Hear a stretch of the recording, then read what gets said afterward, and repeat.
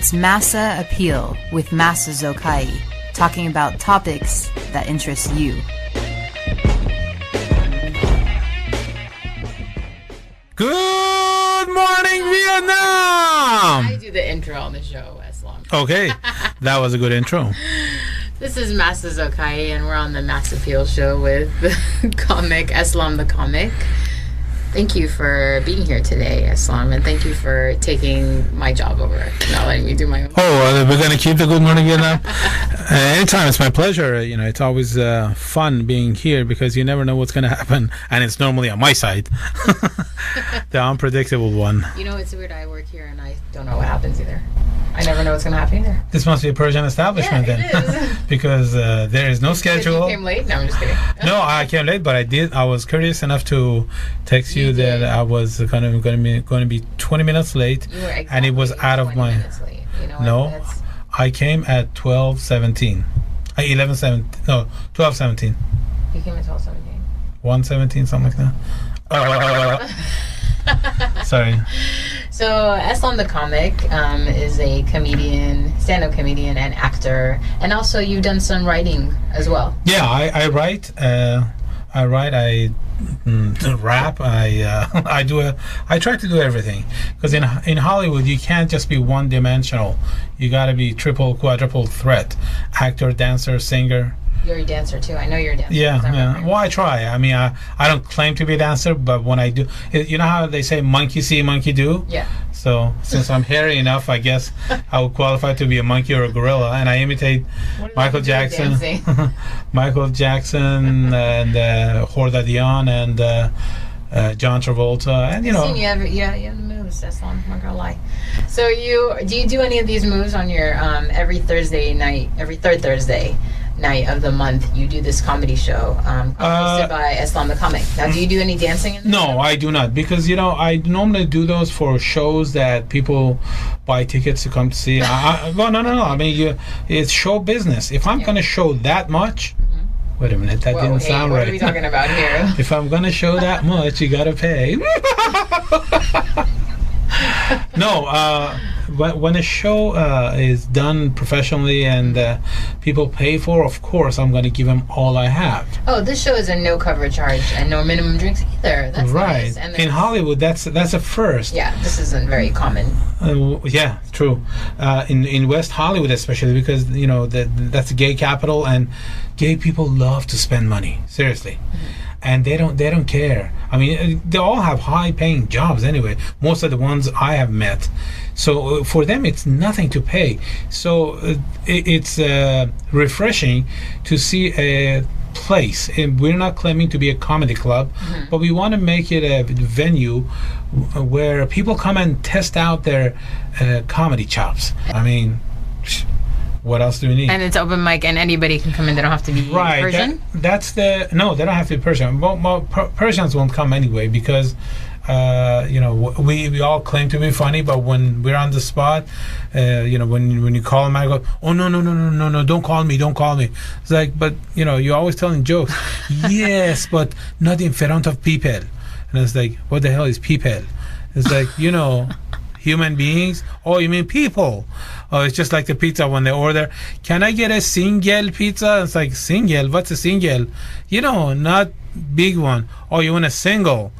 That's what I said. But why do you pronounce it differently? It's single, my friend. Yeah, what's wrong with your pronunciation? Right. We try to correct the people. It's like, it's their language. But anyhow, every third Thursday night, we are doing this open mic comedy, which is basically microphone is open to anybody who wants to. Can I come? Sure. Can I come on the mic too? I'm also going to be one of those people that when you ask me to come, I'm going to say, no, I don't do it in front of people. Then I'll embarrass you. My job is to... to embarrass me? No, not to embarrass you. Not even embarrass, to put you on the spot is basically. Okay. So you were speaking we have our intern here, Sally, from Germany, and she's been working with JAVANAN for the last couple weeks. And imagine, if this was in West Hollywood, she could outturn since she's intern. No. But I'll be here all week, ladies and gentlemen. Don't let the door hit you in the ass. You were speaking some German right now, so you know some German words? How do you know German words? When I was a kid in Iran, if you can tell, my hair is not exactly Iranian color, but there are a lot of Iranians with blonde hair, more blonde than mine. They used to, and because my dad, I don't know, for some reason, we would get this haircut. We didn't know it then, but they used to call it German hairstyle. And later on, I learned it was just like Hitler. No. Seriously. Oh my gosh. That's what they do. That's what they used to cut it here. And we had short hair. On top, you had hair, but over here, it was German hairstyle.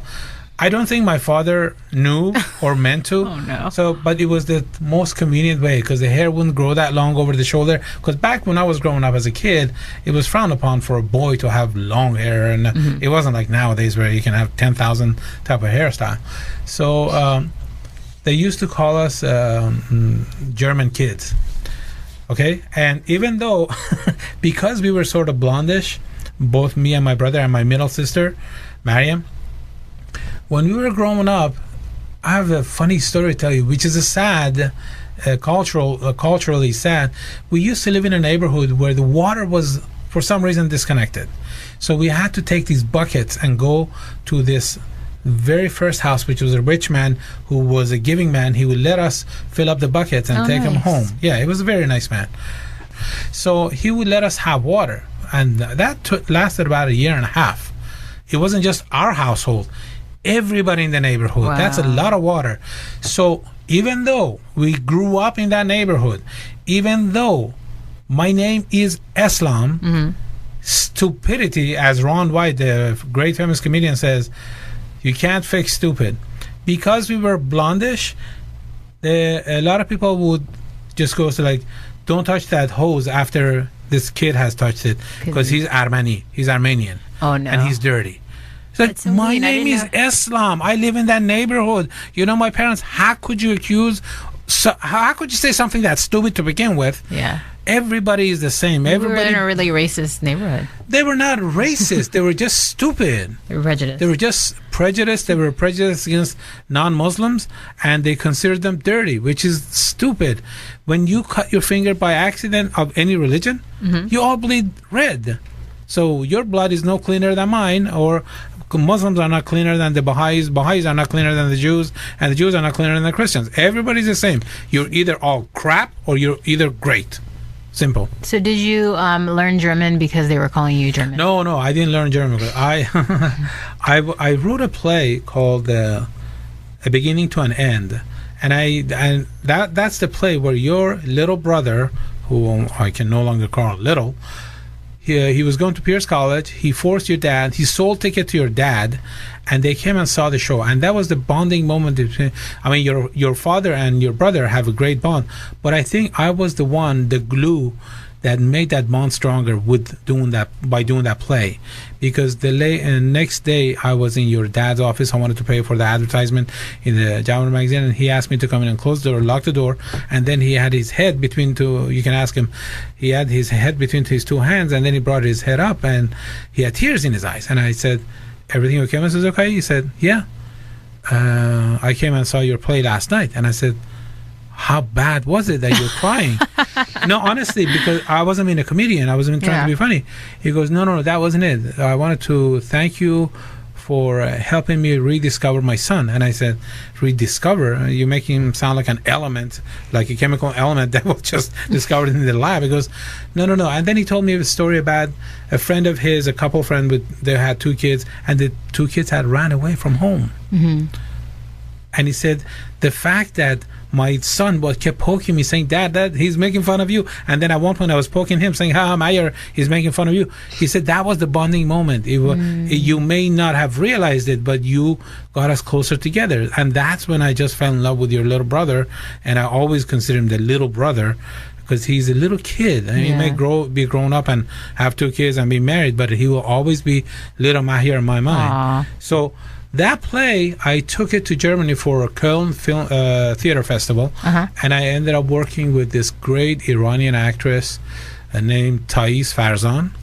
So, but because you have to localize your show to the area where you're at, I used to say on stage, ladies and gentlemen, welcome to the show. Please sit back and enjoy, because we're not giving any money back. So loosely, she translated it to Meine Damen und Herren, willkommen zu unserem Theater. Right? Which means... Willkommen zu unserem Theater. Yeah, I mean, I had What to does learn that it mean? in 2 days. Same thing. Welcome to the theater. We're not going to give you your money back. And We're not going to give you your money back. Translated, you mean. Sie werden ihr Geld nicht zurückbekommen. Okay, well, she told me differently. So, like a parrot, I learned it, and I even had to learn it in Italian because I did it for an Italian organization. Signore e signori, benvenuti in spettacolo. Prego tevi per cenare in borsa. Buonasera, grazie. So it was just a matter of learning the language out of necessity. And it was a comedy drama play, and that's why I learned German. And I ended up having a great relationship with Thais, and she became a great actress, and she sings, she dances. She is a quadruple threat in the community. And I don't think she's doing much Persian stuff, which is great because so she can advance in life.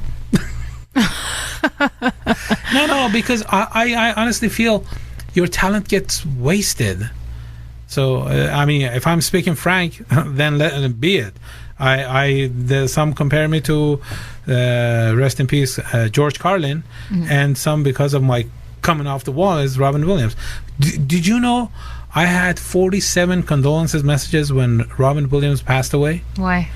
Because everyone knows I became a comedian because of Robin Williams. I was just shocked. And there were Iranian artists in our community, and you know them too.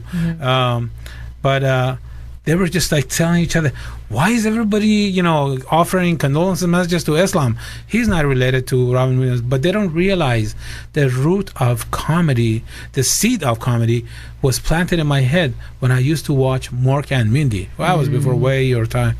And Robin Williams really made it okay to say everything on the stage. Which is not okay in the Persian community. No. Don't say anything. What will the neighbors, what did the people will say? Because we live for people. We don't live for ourselves. I live for myself. I go forward. I always believe you can't offend people. People choose to be offended. All right, we're going to take what a great interview. I know, really. I just... all you hear Masa say, Because I asked you a question like 10 minutes ago, and I realized how the interview is just going to go. You're just going to talk about whatever you want. So we're going to take a break on the Mass Appeal show on JAVANAN Radio, and this is really just Eslam's show. I'm not even asking any questions. He will never be He's just going to continue talking about whatever he wants to talk about when I ask a question, then eventually he'll answer what I asked him. Right. So we'll be back on JAVANAN Radio with our guest here, Eslam the comic. See? And even... I'm going to play that song now, just because he's saying it. Great. Great. I would be honored if you played Andy's song. Okay. We're going to play Andy, and then we'll be back.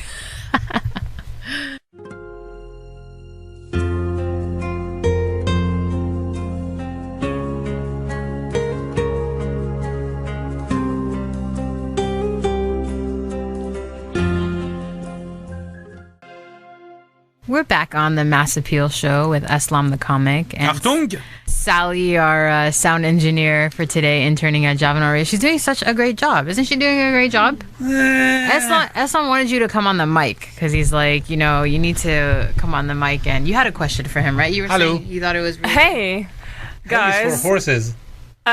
You know what gay horses eat? Hey! Yeah.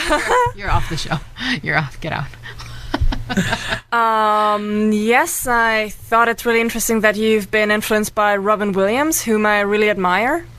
Thank you very much. First of all, because you're a stranger, I have to go through hijab and look at you through this screen. The mic screen as like a magnifying glass. Not a magnifying, it's a hijab. It's turiye. It's got You're not recording us today. Usually you come and record all the video. Today is the day you should be recording us on video. I am out of battery. Oh my gosh. Out of all the days you're recording us on video, we'll do it on Thursday today is the midnight. most interesting, and you're not even doing it. No, I'll do more interesting one Thursday. Sally's not going to be here. Yeah. Yeah, you'll be.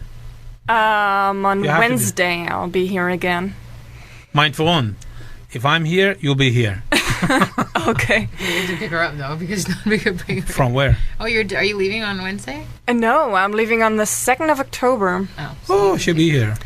Where do you live? What we were talking about was they have a vegan Oktoberfest in Santa Monica. Really? She said, is that Oktoberfest is from Germany. Right. Yeah. Vegan? But they have a vegan one. She's vegan. Yeah, and I didn't know they have a vegan one here. That's great. It's named after the Iranian singer, Vegan, right?